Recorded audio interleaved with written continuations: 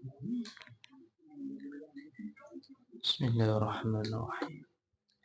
Assalamualaikum warahmatullahi wabarakatuh.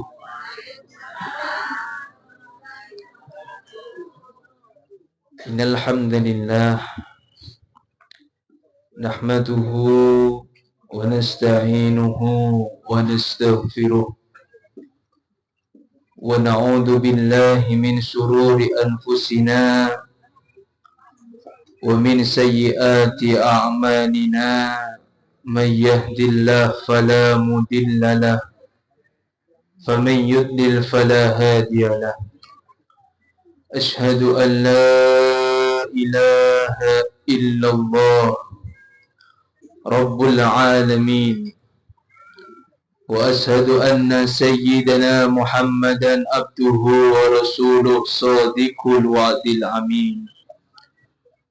Allahumma salli ala sayyidina Muhammad salatan taghfiru biha ad-dunub wa tuslihu biha al-qulub wa tantaliku biha al-usub wa tadinu biha as-su'ub wa ala alihi wa sahbihi wa man ilayhi mansub.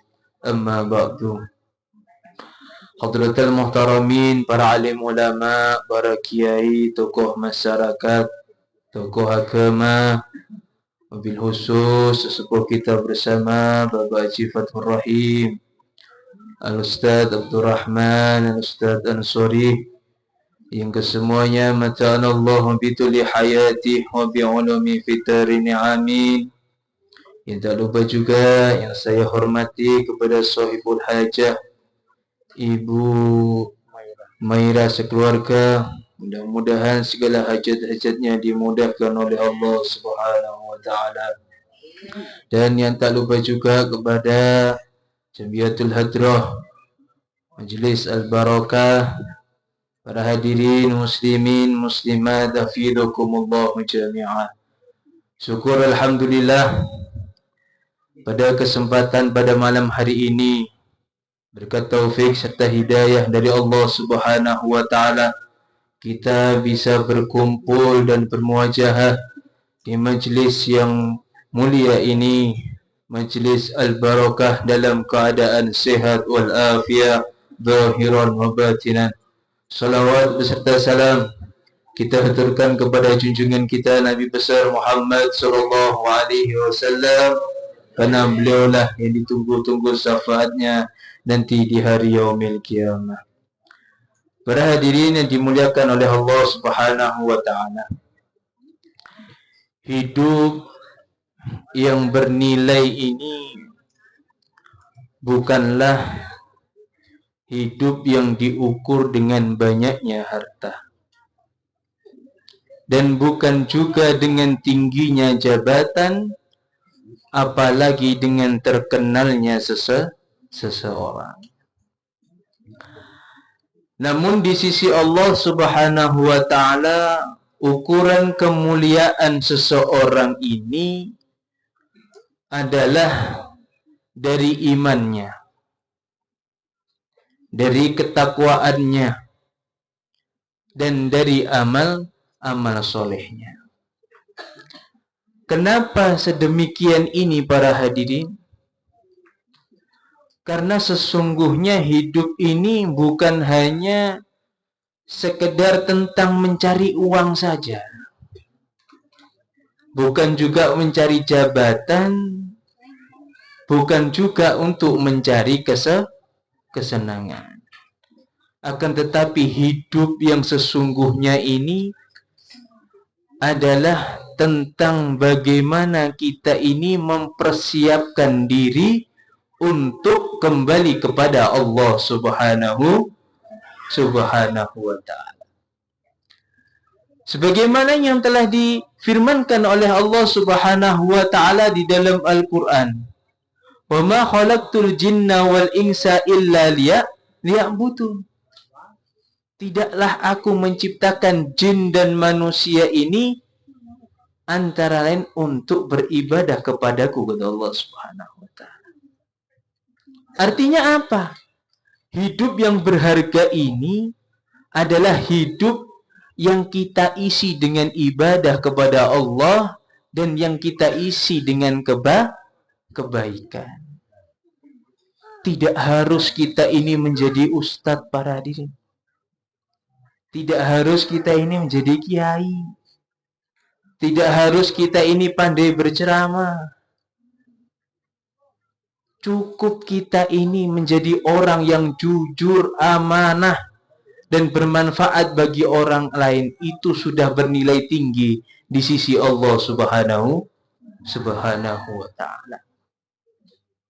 Sebagaimana yang telah disabdakan oleh Nabi Muhammad SAW. Bahasanya kata Nabi dalam salah satu hadis, khairun nas anfa'uhum linnas. Sebaik-baik manusia adalah manusia yang bermanfaat kepada manusia yang lainnya. Coba kita renungkan para hadirin. Sudah berapa banyak kebaikan yang sudah kita lewatkan pada hari ini? Apakah senyuman kita ini sudah bisa membahagiakan orang di sekitar kita? Apakah tangan kita ini sudah bisa membantu orang-orang yang lemah? Dan apakah waktu yang sudah kita isi selama ini sudah kita pakai dengan hal-hal yang telah diridhoi oleh Allah Subhanahu wa ta'ala? Kira-kira sudah apa belum, Pak? Ini harus kita pikirkan. Karena hidup ini, hidup yang sesingkat ini bisa menjadi panjang dan bermakna. Kalau setiap langkah ini kita iringi dengan niat karena Allah Subhanahu wa ta'ala. Kita bekerja karena Allah. Kita menyayangi keluarga karena Allah. Dan kita bersedekah ini karena Allah.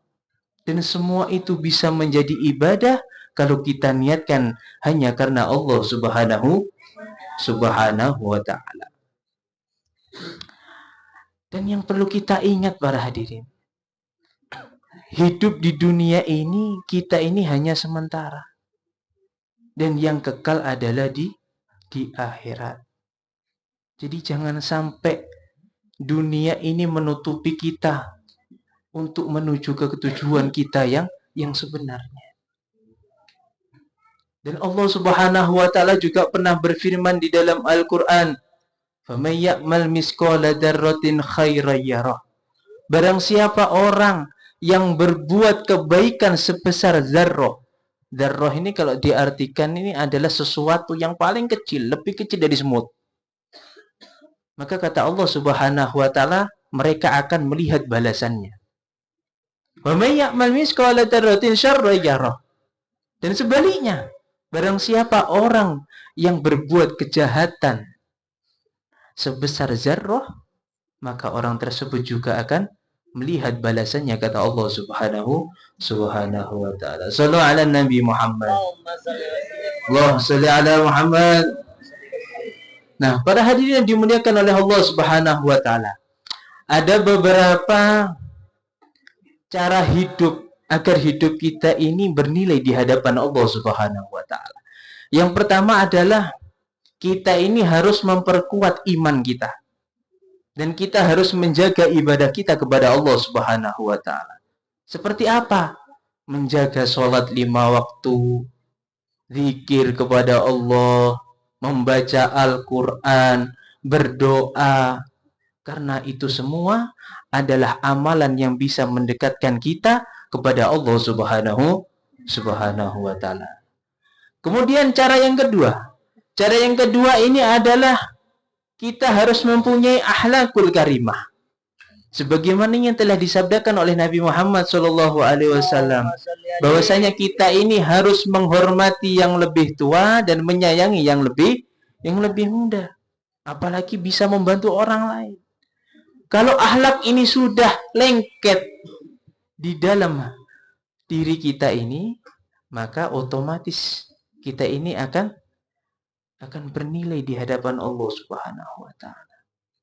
Apalagi akhlak mulia ini setiap hari kita gunakan di dalam kehidupan kita sehari-hari. Ini yang nomor 2. Kemudian cara yang nomor 3 adalah memanfaatkan waktu. Jadi kita ini harus memanfaatkan waktu sebaik-baiknya para hadirin. Karena ternyata waktu ini adalah sebuah nikmat. Sebuah nikmat yang harus kita pertanggungjawabkan nanti di hadapan Allah Subhanahu wa taala.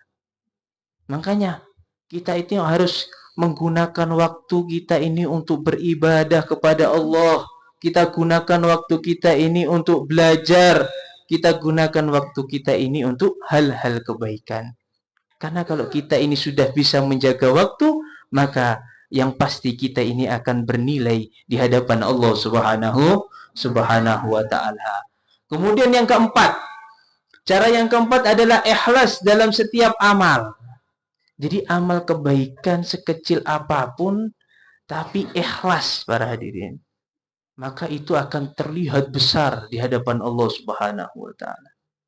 Akan tapi sebaliknya, jika amal itu besar, akan tetapi diiringi hanya ingin dipuji oleh orang, maka amal tersebut tidak ada gunanya, percuma, dan tidak ada nilainya di hadapan Allah Subhanahu wa taala. Oleh karena itu, ayo para hadirin, kita jadikan hidup kita, hidup di dunia ini sebagai kesempatan untuk kita. Kesempatan untuk apa? Mengumpulkan segala amal-amal kebaikan untuk bekal kita ke akhirat nanti. Karena jangan pernah kita ini meremehkan senyuman untuk membantu orang lain. Kebaikan-kebaikan itu jangan pernah diremehkan para hadirin.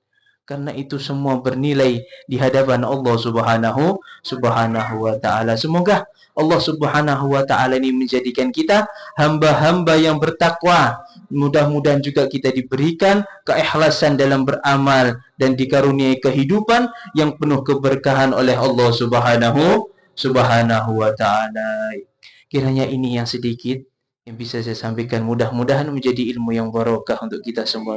Amin amin ya rabbal alamin. Allahumma hdina bihudak waj'alna mimman yusari'u fi ridhak wa la tuwallina waliyan siwa wa la taj'alna mimman khalafa amraka wa asa wa hasbunallahu wa ni'mal wakil, ni'mal maula wa ni'man nasir, wa la haula wa la quwwata illa billahil aliyyil azim. Sallallahu ala sayyidina Muhammadin wa ala alihi wa sahbihi wasallam. Alhamdulillahi rabbil alamin. Summa assalamu alaikum warahmatullahi wabarakatuh.